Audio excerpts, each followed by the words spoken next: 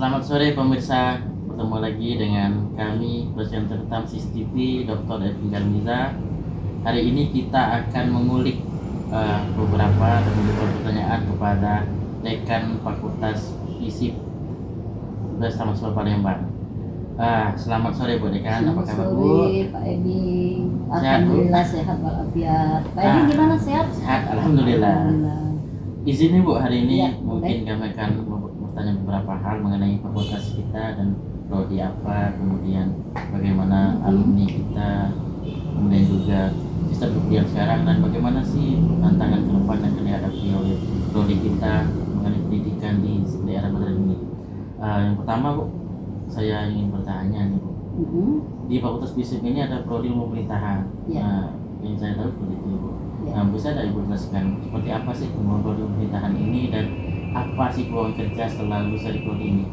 Baik, makasih Pak Edi. Jadi Fakultas Ilmu Sosial dan Ilmu Politik itu memiliki satu program studi, yaitu ilmu pemerintahan. Nah, ilmu pemerintahan ini berdiri sejak tahun 1988. Jadi sudah berapa tahun ya? Nah, iya.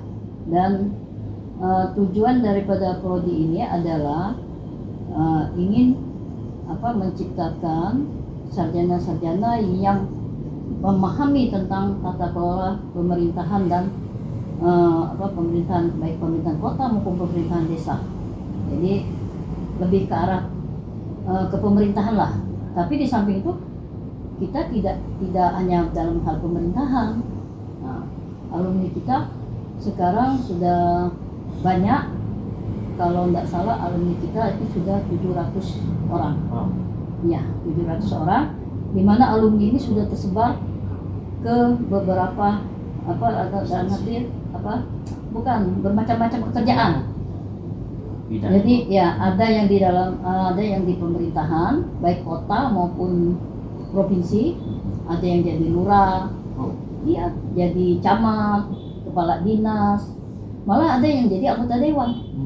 Ada. Kemudian ada juga yang masuk ke bank.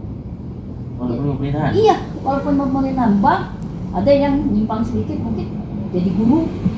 Iya, jadi sepertinya ilmu pemerintahan ini bisa ke semua aspek pekerjaan. Iya, yang paling banyak tapi 70% itu adalah di dalam di instansi pemerintahan. Iya. Nah, misalnya Bu, ini kan kita masuk di era digital Bu. Ya. Kira-kira nih untuk yang ingin kuliah di FISIP lah katakanlah itu, ada nggak kemudahannya, bagaimana sih kalau terhalang jarak ada semacam tadi? Oh iya, jadi kalau untuk perkuliahan sekarang kita menggunakan sistem hybrid. Nah, jadi kita hybrid ini berarti bukan artinya tidak masuk sama sekali Pak Bin, ya. Jadi sistem hybrid ini membantu juga orang-orang yang jauh. Jadi ini 50% tatap muka, 50% dia hybrid Zoom, melalui Zoom. Jadi tidak harus 100%. Yang jelas kita membantu lewat hybrid itu. Iya.